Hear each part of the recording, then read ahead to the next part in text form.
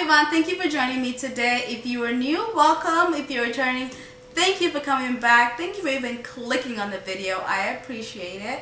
And as you can see, I am not alone. I am here with my friend Mike. I appreciate all of the hands. I'm here with my friend Mike, and I'm so excited because we'll be doing a topic that I've kind of wanted to do. Well, it's kind of broad. It's kind of everywhere. But I wanted to do this topic and invite him on my channel for a while. So let's just get right to it. So, as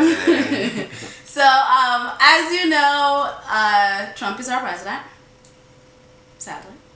And I kind of just wanted to ask you a few questions. How would you say it is for you being gay and being Hispanic and having Trump as our president? I guess, like I told you, I feel like it's like a double whammy in a sense. It's kind of like you get all the problems that he had with immigrants altogether. Although he was like really like focused towards like illegal immigration, he kind of took in a sense of like him against anybody that comes into this country. Right, and me coming from a different country was kind of like, this is not the person that I would like to like look towards, like the leader of the free world, if you want to call it that way. So, and then there was the part of not so much him, but like his vice president. When he picked Pence as his vice president, was like a slap in the face to the whole entire LGBT community, because his stance on what should be like a family, or like what he feels about the LGBT community, has never been a secret. So when he picked this person as his vice president, it's kind of like you get judged by the people that you get associated with. True. So when he picked this person as his running mate, then I was like, okay, so we might have a problem here, because although before we didn't know where he stands so much towards the LGBT community, at least I didn't have any knowledge of how he felt when he picked this person as his running mate. It was pretty clear, like the direction that he was going towards. So it's kind of like feeling like you're being attacked, not only for the person that you are as a gay man, but also as an immigrant gay man. Well, so also one of the things I wanted to talk to Mike about, which I thought was like really interesting, is we got to talk about it when we were studying. We got to talk about how you wrote this poem and you were talking about your love for God.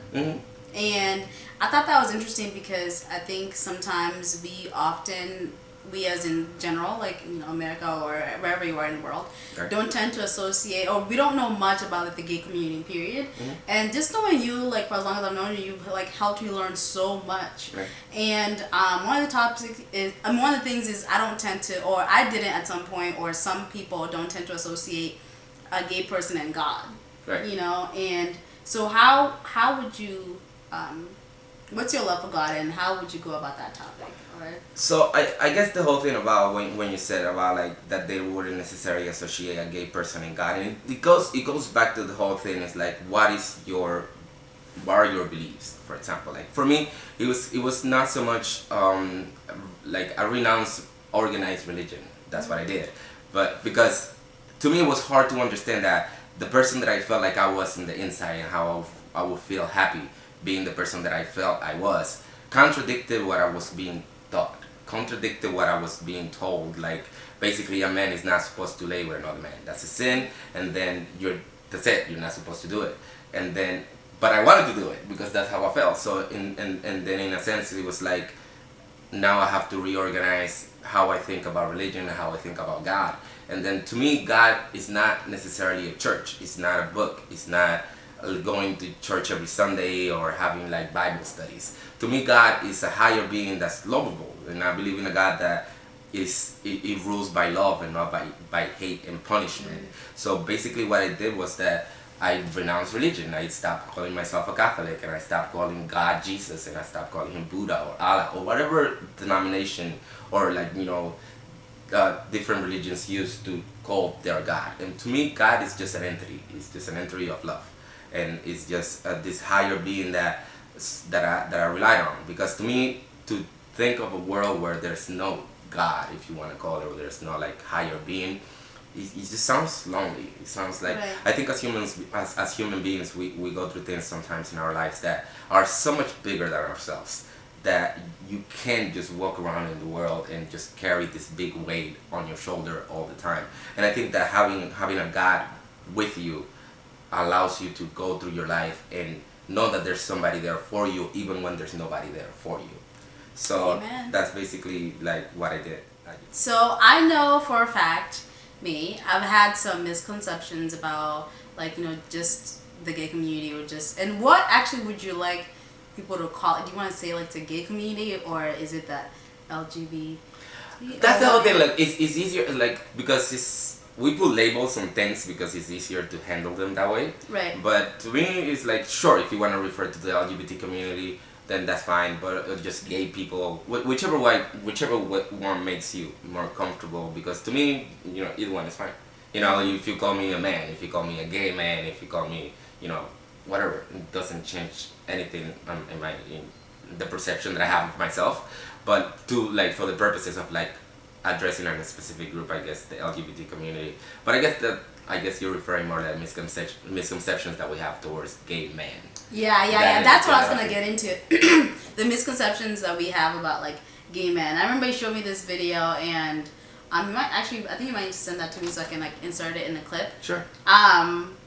Just the video of like the misconceptions we have about like gay men. Gay couples though. Yeah, gay couples. That's the one that we had. Yeah, and there was like, I remember one was like women always want like a gay friend so they can go shopping with. Or, yeah. I'm not gonna lie. I do want a gay man. No, I mean like. I'm not gonna be that one. I hate shopping. No, not even about that. No, I did want like.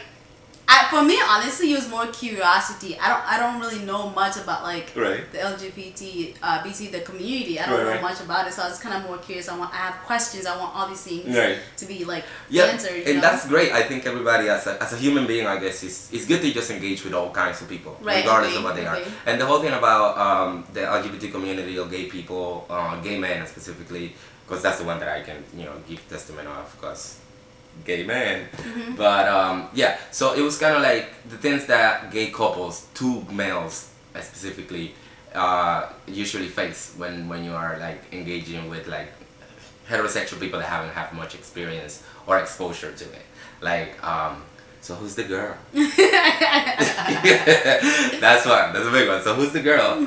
There's no girl. Yeah, who's the girl in the relationship? Yeah, I know, I've heard that, Yeah, so that's another one. I was like, would you go shopping with me? And I was like, I hate shopping. I'm the worst person to go shopping with. And I hate shopping with somebody else. Don't get me wrong. I like going shopping by myself. But I don't like going shopping with another person, straight or gay or otherwise. I honestly just don't like being rushed. Like if I'm gonna go shopping with somebody else, I don't like being rushed. And nor do I like you saying, oh, I think this will look cute on you, when I know it won't, because I know my body. I'm like, that won't look cute on me because I know myself. But then you don't need nobody to go shopping with. Yeah, that's true. Yeah, that's why I'm agreeing with you. I don't necessarily like going shopping with people. Yeah. When it comes to that, so there's a misconception about like about your gay friend. That's, I guess, that's what we're getting into, like all the things, and it has to do a lot of like pop culture. It's kind of like what you see on TV. For people that have never been exposed to the gay community, it's kind of like you only believe what you've been shown, and if what you've been shown is the extremely flamboyant gay guy, which there's nothing wrong with. Like being flamboyant is, if that's what makes you happy, then by all means be that flamboyant person. But I guess that's what people expect that every gay man is gonna do, or that every gay man knows how to dress, or that every gay man is gonna know like the hottest places in town, or that like type of things. And that's not to say that some gay men do know how to dress and do know the hottest places in town. It's just generalizations. I guess I have a problem with generalizations, like just to assume that a whole entire community is a certain way. And I feel like it kind of goes the same way with anybody that's different. Even like being African American, or I'm not African American, but like I am like African, I guess. I'm African, and then I am also American. So I guess you could say African American, but not really. Just people think that I'll be a certain way, and I'm like, no, I'm not. It's just you're not exposed. People are not exposed to anything different. Whatever they've seen on TV or whatever, they'll automatically think that person's that way. And that's why representation Muslims is important. Or anything. Yeah. That's why representation is important. And although I am really glad that more gay roles are being shown on TV, and then you're getting a little bit more of a sense of what a gay relationship actually is. But like representation is important, and like how you present people on TV is how people that have never been exposed to them are gonna think of them. And that's, I guess that's like a lot of misconceptions come from there. I agree. And with couples, it's kind of like it's interesting, and I never take it in a bad way, because like I have friends that never been exposed to like, you know, like the gay community or a gay couple that are committed to each other, and then like they have questions and they feel like, you know, odd about asking them. And I'm always there to like, you know, if you genuinely just want to know something, then I, you know, provide whatever information it is that you're seeking. But a lot of people are out there just to like make fun of, or kind of like, if you ask me about something, stop cringing, or like stop like, you know, like acting like, oh my god, how can you do that? Then why did you ask me? Why do you want to know? If you don't want to know the actual answer. Yeah, so it's if you have a legit question or concern, or you know, even curious about the most remote thing, then you know, I don't have a problem addressing it, because like I said, you know, the more you know, the more powerful you are. Yeah, because I do ask him a lot of questions, because I'm really curious. And we're going to do another video. I'm going to ask Mike to come back to do another video, because I'm going to get on the payroll. Yeah. Anyways, I'm gonna ask him to come do another video, because another thing I feel like I also want to talk about my channel is just sexuality. Mm-hmm. And you have a very interesting background in that, so I kind of want to get him to, and that's a whole nother video. But that's also something I was really curious about, and I think as people, like, what I love about you is you're open with telling me all these things, because I think I've had, not had, but I remember in my past there was another like gay, he wasn't a friend, but he would get offended by all the questions I'd ask. Yeah. It's just like, I just don't know. I don't know. You know, I just want to ask questions to know more, because this is not this is not my. But also you have to like understand that there's people that there's always, you can never be the spokesperson of an entire community. That's true. So it's kind of like, there's people that are out there that they don't want to like, you know, have a conversation with somebody regarding, you know, what the gay world is, because you are not the gay world. You just, you know, every person with their own universe. So in a sense, it's kind of like you're gonna find somebody out there that's gonna be like, I just don't feel like, you know, discussing my life with you. But in a sense, everybody has their own struggle, and it's hard when you like being placed in a position in which you have to speak for a whole community, because you don't, as much as you can, high as you think of yourself, you don't represent that entire community. You're just a part of it. That's a good point. That's a good point. So it's kind of like just giving your testimony, like, which is subjective, and then if it resonates with a lot of other people, then it resonates with a lot of other people. But that's not to say that that's a generalization that goes across the entire community. But when it comes to a group that is fighting for their rights, much like the black community and the gay community, and now immigrants, and you know, any community that's fighting for their rights to simply live. It's kind of hard to like be placed in the position in which you have to speak for everybody, because you shouldn't. You should just tell your story, and then just your perspective, and then that's up for debate, because everybody else is gonna have their own story and their own views. So I hope you guys enjoyed having Mike on here. I know I did, and I feel like we should all, like, I don't know, I want my channel to be enlightening, because I don't know, I feel like we should all be aware of the people that we have around us. You know, not aware, but aware.